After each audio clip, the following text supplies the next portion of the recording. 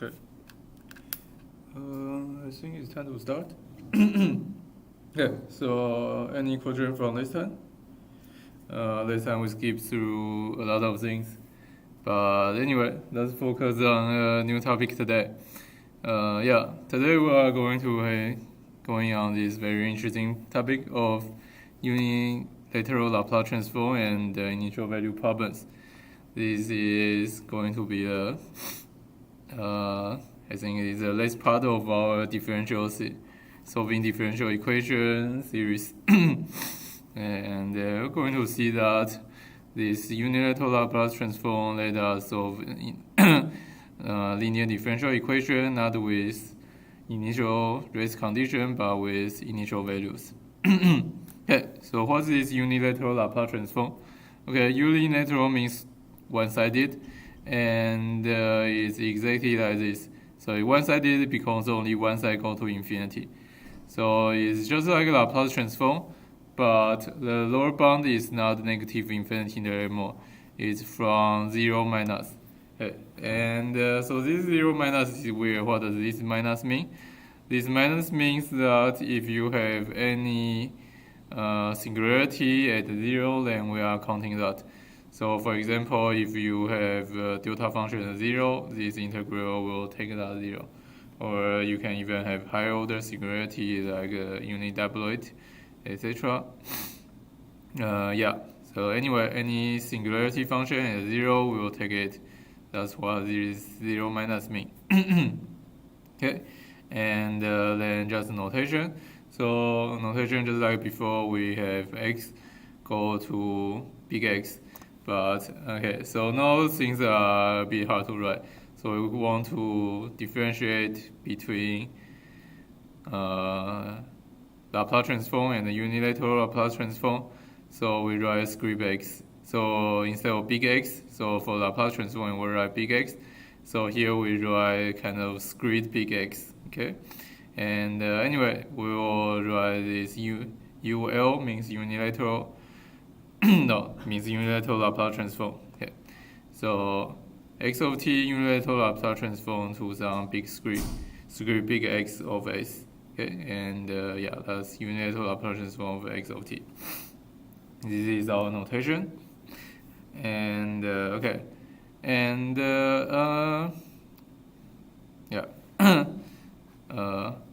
but I guess not in the book. But one thing to say is that. So we see that there are two kinds of Laplace transform, right? So there is a bilateral we have been talking about and the unilateral we have been talking about. But actually, like which one is when you don't have this prefix? So if people just say Laplace transform, they can really mean either.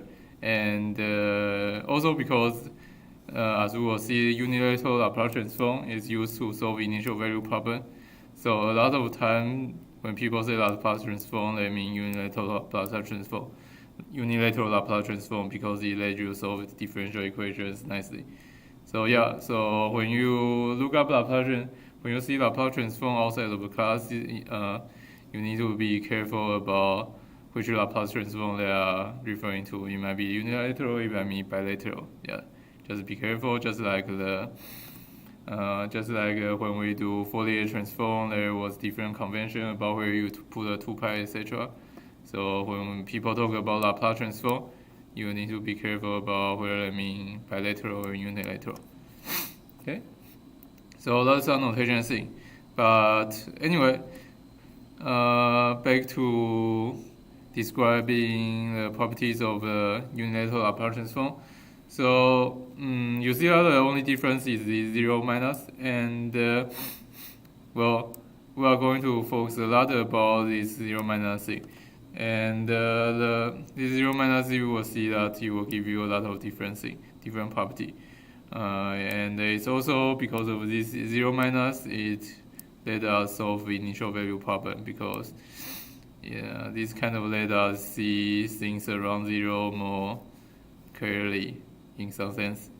But anyway, so first property we see is that because we are only integrating from 0 minus, so actually that we don't really care about x of t for t less than 0 because you are not integrating it anyway. Okay, and that means that we can just assume t to be x of t to be 0 when t is less than this 0 minus.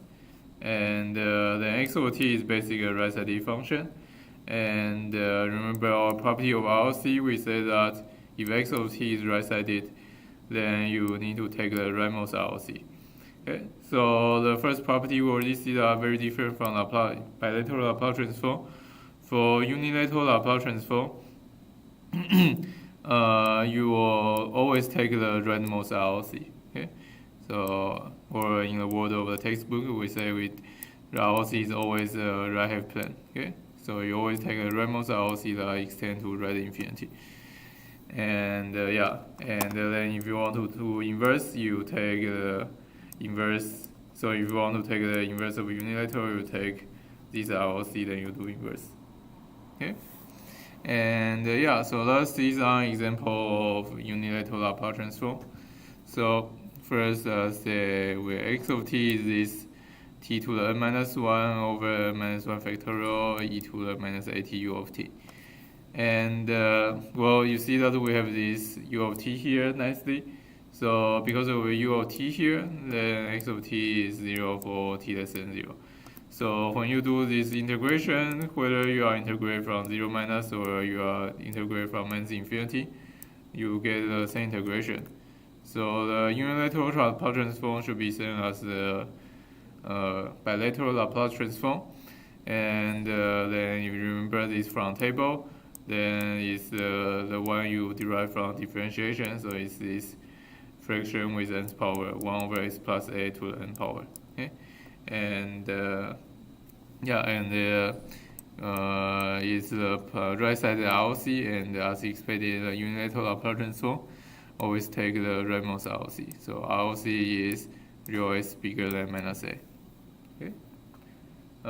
Question so far? Okay. Okay, let's keep going.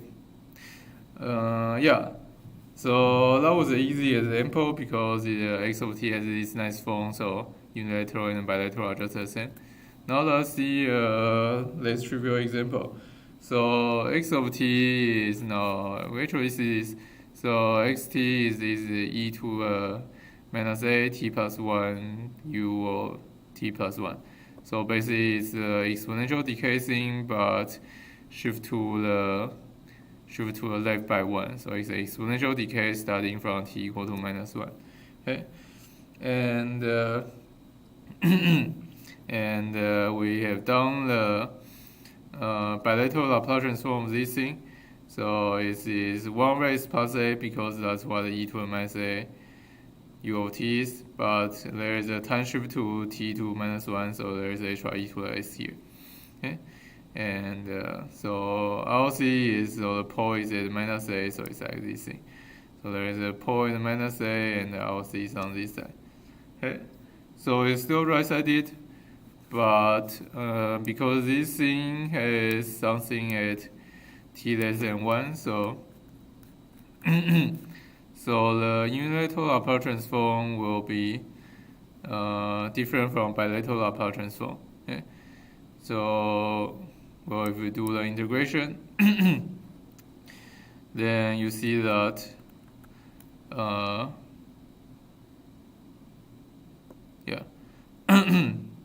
excuse me. When we do the integration, we cut off from this t equals 0. So then this u disappear, and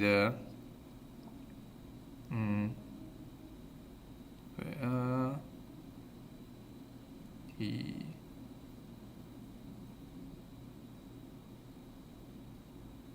And I guess anyway, so you got e of minus a here, and e to the minus a, t to the minus t. Oh, okay, so things are just here. Okay, so we're just writing things. So, but I think the calculation here are not too enlightening. Anyway, you do the integration from t from 0, then you see that you get e to the minus a, 1 over x plus a. And well, that's a different thing, right? you get e to the minus a here, and so this is actually a constant because we think a as a constant. But here we have a e to the s. S is actually dependent on this plane, right? S is a variable of your big X of s. But here just a constant times 1 over s plus a. And that's kind of what we expected because, okay, so maybe I draw this here. So this e to the minus a is expected because x over t, as we said, is oh, that's ugly. X over t is shifted exponential decay, right? Wait, why do I? Sorry. Wait.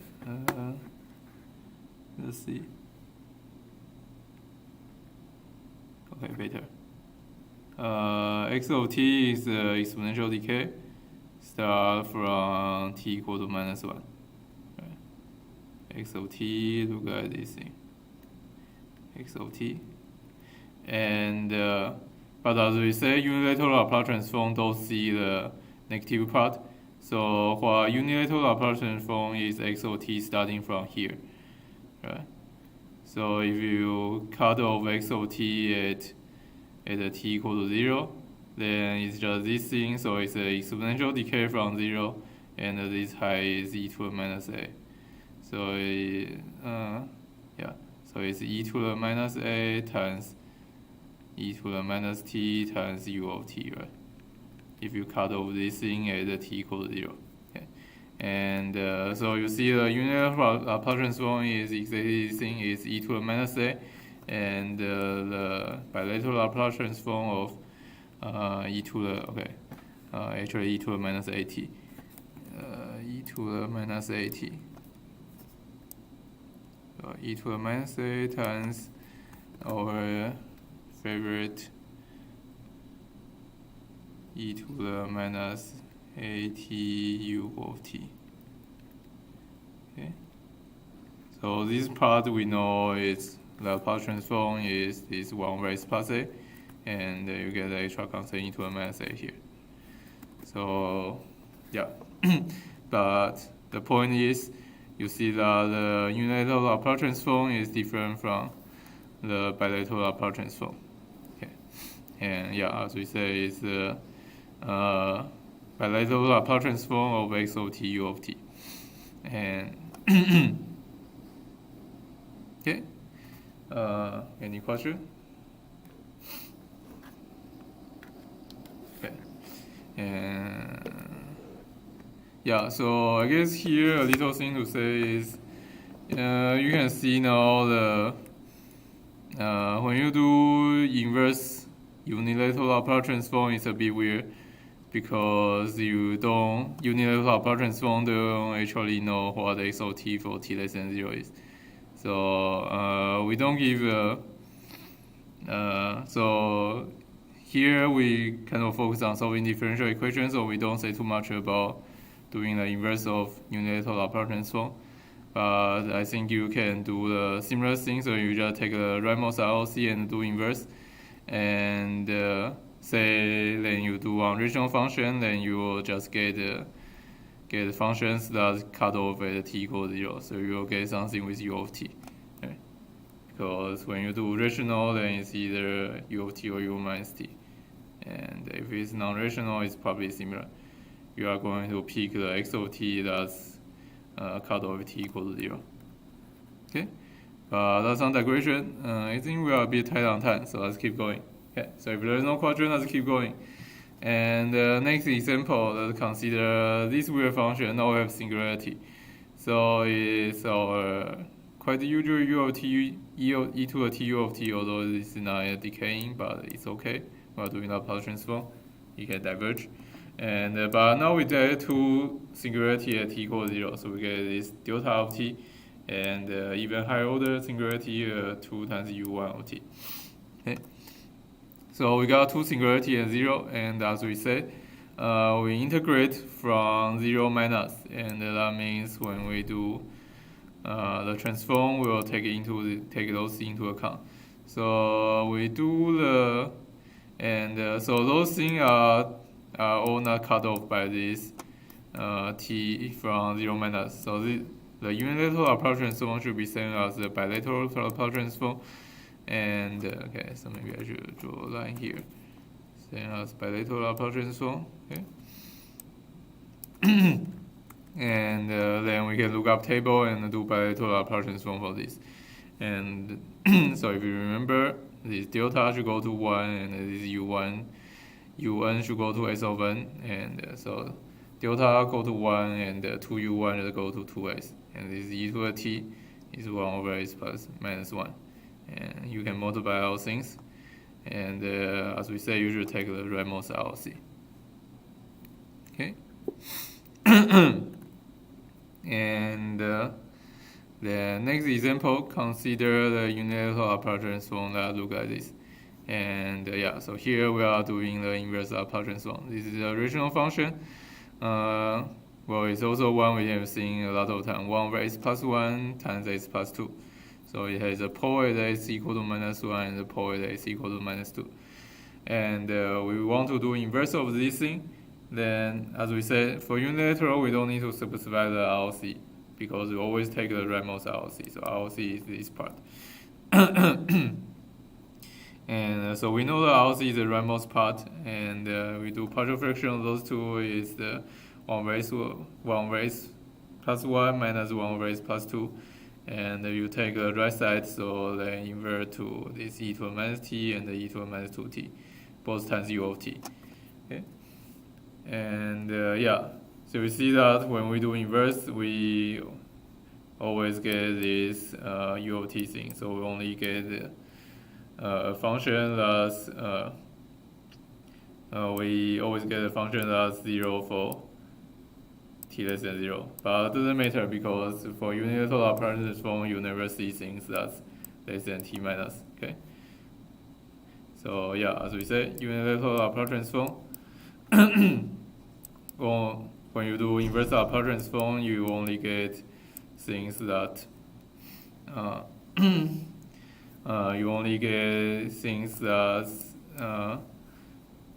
depend on t bigger than 0. Sorry. So I should just say here. So unilateral Laplace transform only provides us with information about signal for t bigger than 0 minus. Okay. And for t less than 0 minus, it can really be anything because the unilateral Laplace transform doesn't depend on length at all. And here we see that we happen to, when it's a rational function, we happen to have something as 0 for t less than 0.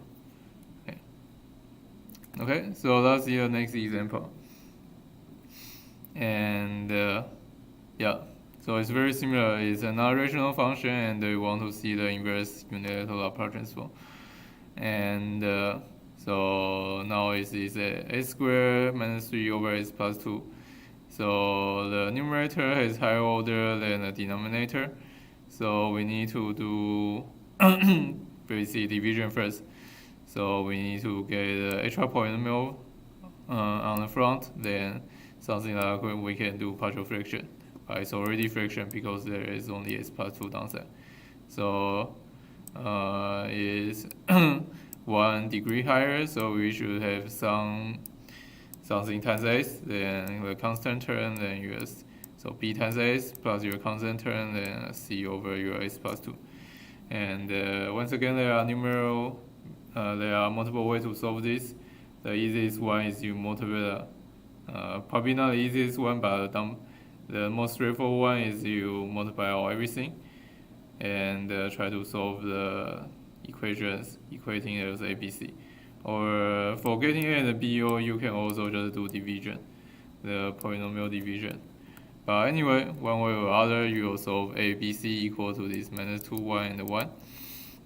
And yeah, and then you can do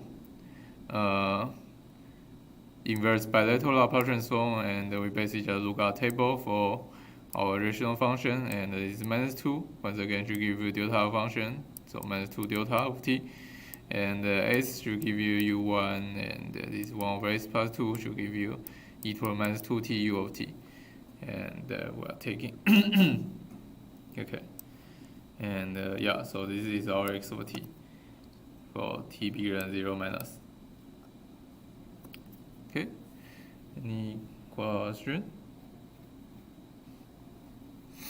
Okay, if not, so that's kind of how we do inverse unilateral Laplace transform. You see that it's not too hard. It's basically just for rational function, you just take the right minus RLC, then do your partial fraction as usual, then take the inverse bilateral Laplace transform, and you should get something that's on the t bigger than 0 minus side. Okay, then next let's see the property of unilateral Laplace transform. They are very similar to bilateral Laplace transform, so we are just going to jump straight to the table, except for two of them we'll talk a little more. But first, the thing to notice is that there is no RLC column. Okay, there is no RLC column because, as we said, the unilateral Laplace transform we always take a rightmost RLC, so there is no need to say the RLC equivalent. Basically, you take a rightmost RLC, although there might be still weird things. So like those kind of things, like linearity, they may still cancel poles, so the RLC might still get bigger, etc. But anyway, if you get some poles in the result, then you can calculate what poles you have in the left lane. Then you always take a rightmost RLC. And the another interesting thing to see is that so remember our initial and the final value theorem, we have this weird condition that x of t equals 0 for t less than 0. Now this condition is very natural here. Right? It's kind of weird that we need to justify why we want to study, why we have this condition, and but now this is very natural. Although its application is still not very clear, but it's very natural that we consider x of t equals 0 for t less than 0, because for unilateral Laplace transform we don't see the t less than 0 part anyway. Although it's a little weird, we are saying 0 minus. So yeah, that's not clear about the 0 minus difference between 0 minus and 0 too much. Okay, and anyway, so the property are mostly the same, but because we only take basically the positive side of x, and or positive and the 0 axis of x. So there are some properties that are different because you need to take care of we are taking from 0 minus. So for example, first difference is the time scaling. For time scaling, a must be bigger than 0 because, well, you cannot do the time reversal, right? Yeah, take a less than 0, you get time reversal, but then if you do time reversal, then the unilateral Laplace transform is totally different thing, because you only take a look at the positive one side and you flip the positive and negative, then it's just two unrelated things. And then the next difference is convolution. So convolution, the form is the same, but we are basically cheating a little bit here. So we are saying that this x1 of t convoluted with x2 of t, those x1 x2 must be 0 when t less than 0. Okay, and yeah, then in that case, then obviously the convolute will be the same. The unilateral and bilateral will be the same because the convolute this and is still 0 when t less than 0, etc. We'll see more later. And okay, so this is the first property that different, and the second property different is this differentiation. So you see that differentiation now is very different. So before we have x times big X of s, but now we have this weird boundary value of minus x at 0 minus. Okay. And yeah, and this is why we are going to see that from this property, we are going to be able to solve initial value problems. And yeah. Okay, so let's talk more about this when we see them. And yeah, once again, we have initial value and the final value problem. Oh, and I guess there is also a difference in, although it's not too important. We also see that the integration we are studying from 0 minus, because, well, everything starts from 0 minus for unilateral Laplace transform. Okay, and here is some comparison to bilateral. So bilateral, obviously we have RC, and also bilateral we have time shifting, and unilateral there's just no time shifting, because if you do time shifting, then yeah, if you do time shifting, then you will pull all things from the negative side, and then you get totally unrelated information, etc. Okay, and yeah, so first let's see the convolution property. And well, as we said, it's only true for very special x1 of t and x2 of t. So we need to have x1 of t and x2 of t equals 0 for t less than 0. Then in that case, then basically everything. So this thing has. So basically everything has this equal to 0 for t less than 0. So you have this. Then the convolution also have being identical 0 for t less than 0. So everything just have the unilateral Laplace transform equal to bilateral Laplace transform. So the derivation is very easy. You just say unilateral Laplace transform equal Laplace transform, so derivation just comes from bilateral Laplace transform. And anyway, so that's that. And we can also get I think we also see similar thing in Laplace transform. But anyway, we can also get the property from this thing. So think about the integration property from 0 minus to t x tau d tau, and this thing will be equal to x of t convoluted with u of t. It's just from the definition of convolution, and this u of t will cut off at 0. And here we are not caring about difference between 0 and 0 minus. And then you do unilateral Laplace transform on this. So x of t, as we say, is 0 for t less than 0 by assumption. And u of t obviously has 0 for t less than 0. And so unilateral Laplace transform become is x script of s, and the unilateral Laplace transform of u of t. And the last thing is the bilateral Laplace transform, so that is one ways. So you get one ways times your big X of s. Okay? And yeah, as we see here. So it's quite interesting. So the differentiation here, you have this weird boundary value, but integration is just one ways. Okay. Yes, that's just what happened. Okay, and let's see an example of this convolution thing. So back to our favorite causal LTI system, this d square y dt square 3 dy dt plus 2y of t equal to x of t, and we assume initial risk, so it's causal, and we'll also have x of t start from t equals 0, because we are doing unilateral, so that's easier. And anyway, is causal LTI, then we can find the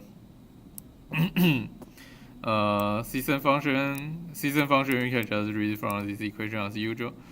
So 1 over a squared plus 3s plus 2.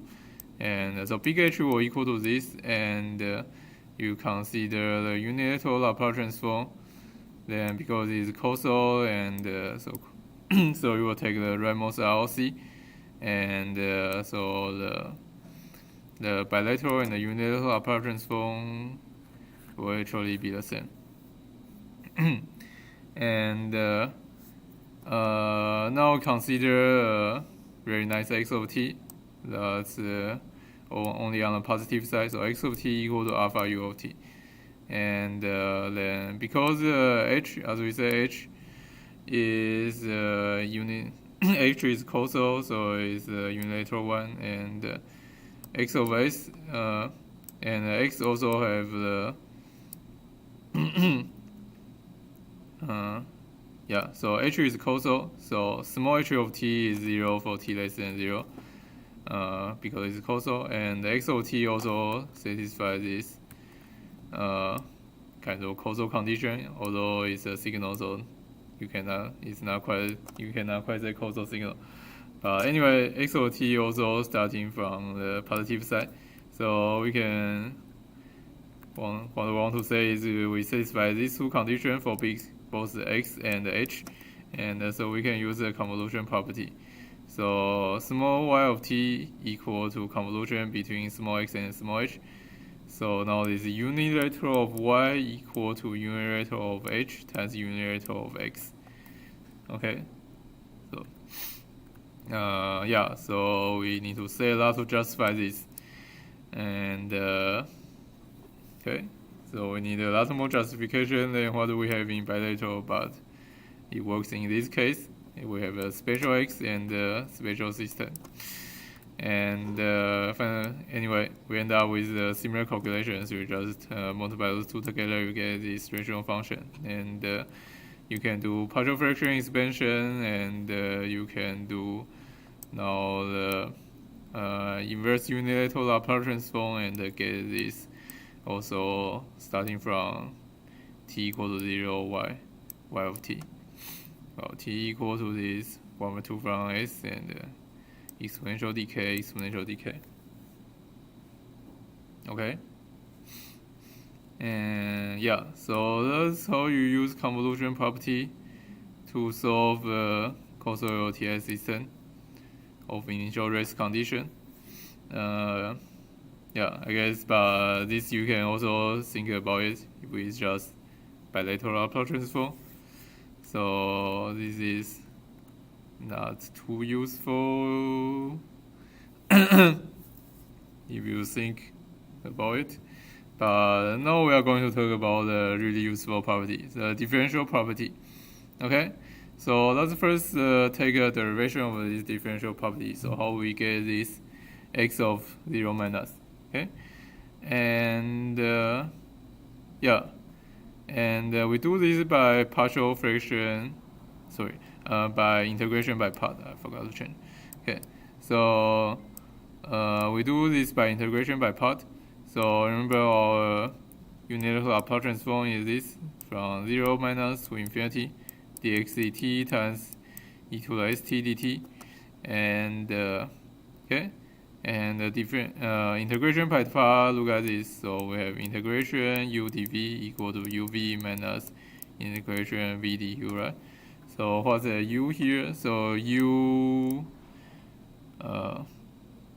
so u is e to the minus st here, and v is x of t. So we have dx dt times dt. So this is dx here. So we have e to the st being u, and dv being x. So uv here is e to the minus st times x of t. And then we need to integration v du. So v is just x of t, and du, so we are taking infinitesimal of this e to the minus st, and so that give you a minus s, and the minus taking care with this minus become plus, so we get a plus s, and then x of t e to the minus st dt. Okay, so integration by part. Then this part, you see that this is just the unilateral Laplace transform of x of t. So you back to s times script x of s, and then this uv part you can take the two boundary. So when this go to infinity, e to the minus t minus st should be 0.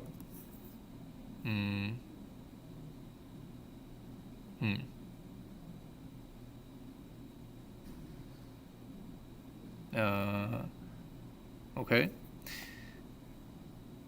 It's be weird. Okay. Yeah.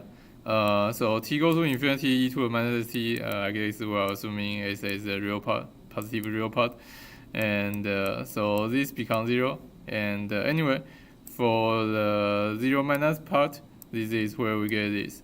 So 0 minus lower bound, then e to the minus st become just 1, and you get x at 0 minus. Okay. And let's go one by one. And also you can just do this multiple times to get a higher order derivative. So for example, you want the unilateral Laplace transform of d squared x of t dt squared, then then you see that d squared x dt squared equal to d dt and dx dt, so let's write this as x prime. So you take unilateral Laplace transform of this, then you solve this d dt first, then you should get s times the unilateral Laplace transform of x prime, which we have this here. So you have s times x big X, then so you get this x squared, then s times this thing, so you get this term, and then you should get x prime at 0 minus, so this minus x prime at 0 minus. Okay. And okay, well, hopefully you have enough time. Okay, so one thing I want to say is now this 0 minus x at 0 minus is a bit weird thing, because we are saying we don't care about x for t less than 0, right? So what's this x at 0 minus actually mean? Because shouldn't our x all cut off at, we are saying that we only care about x cut off at 0. So we are taking the singularity at 0, but even we are multiplying everything at with well, we can basically multiply every x of t with u of t, then what's this x of 0 minus? So let's see an example. So let's say we have u of t. Okay, so this black line, u of t, our favorite state function. We know its unilateral Laplace transform is 1 over s, because we've seen this multiple times. And now if we take a derivative of this thing, then it's delta of t, right? Because u of t, take a derivative, become delta of t. And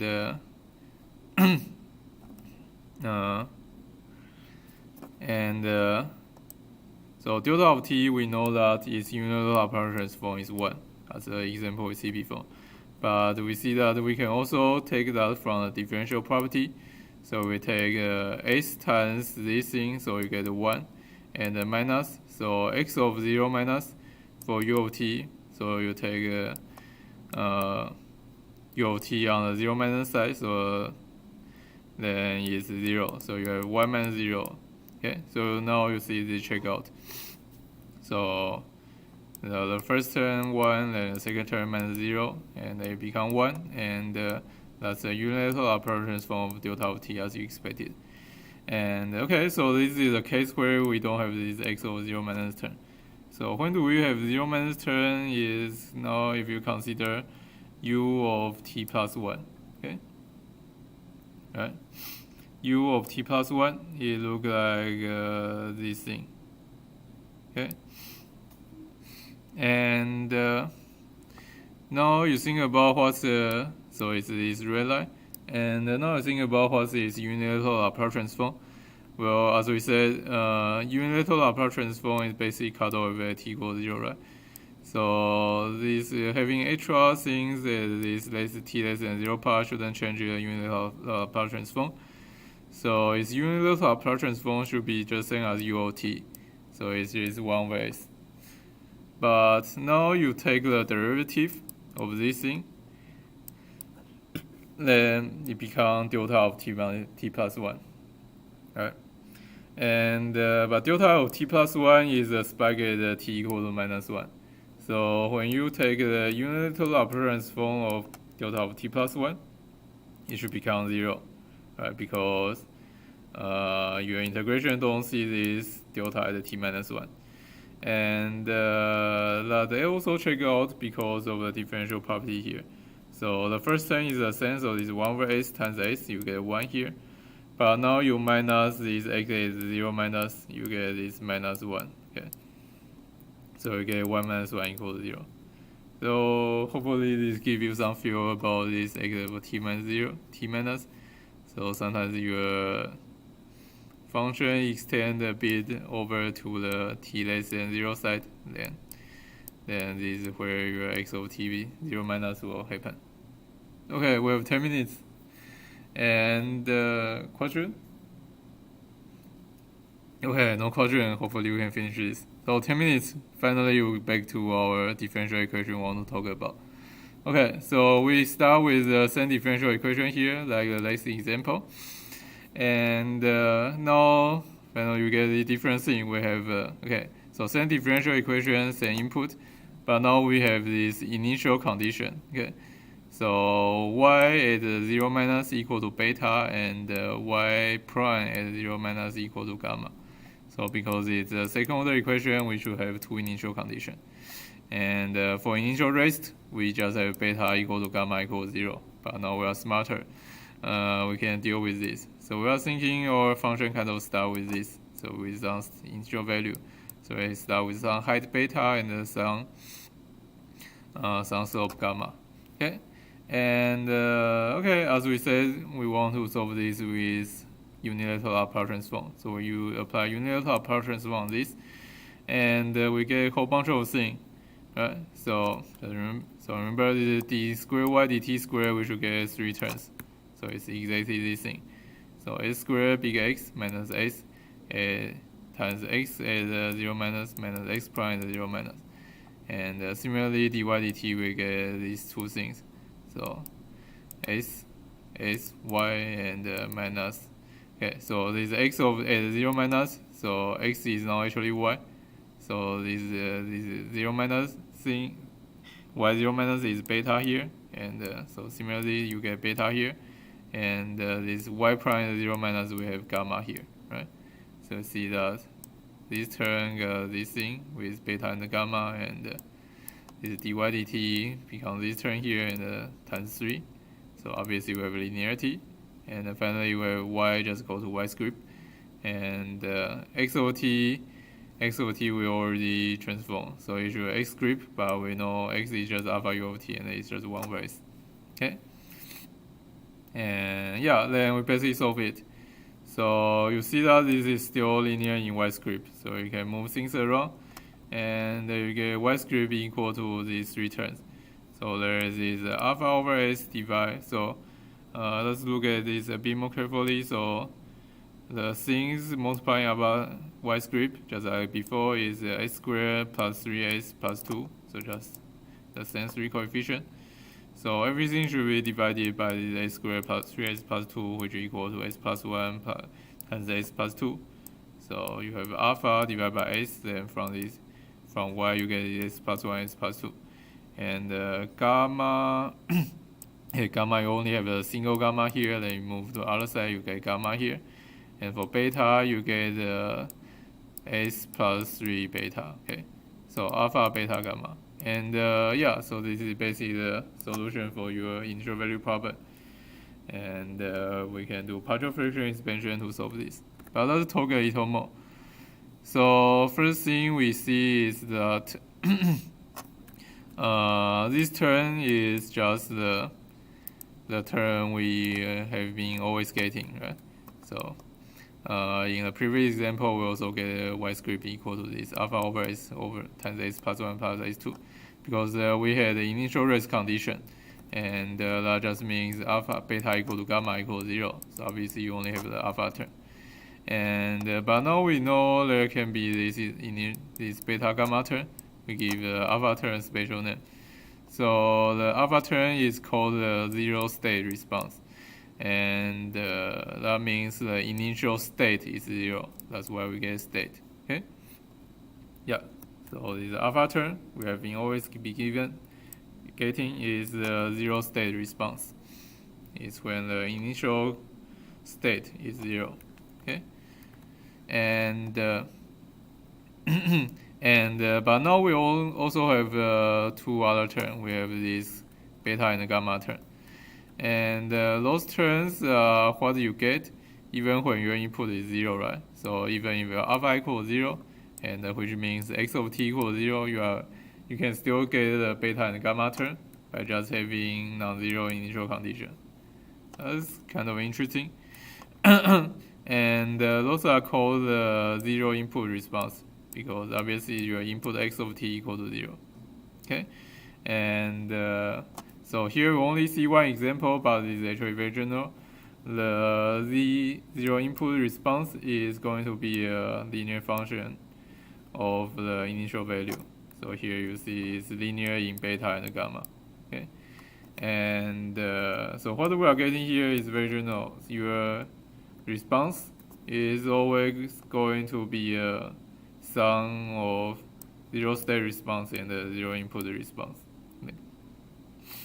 So yeah, so that's what happens when you solve initial value problem.